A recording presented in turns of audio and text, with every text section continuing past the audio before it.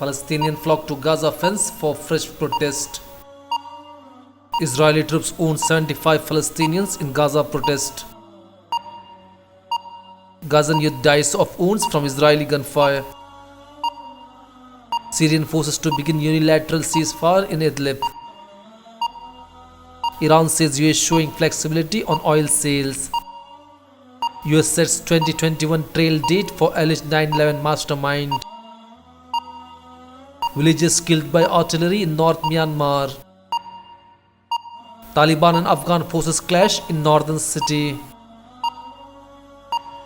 US soldiers killed in Afghanistan. Pakistan and Saudi FM hold discussions on Kashmir. Pakistan to build community bunkers on Kashmir border. India's economic growth rate hit 6 years low.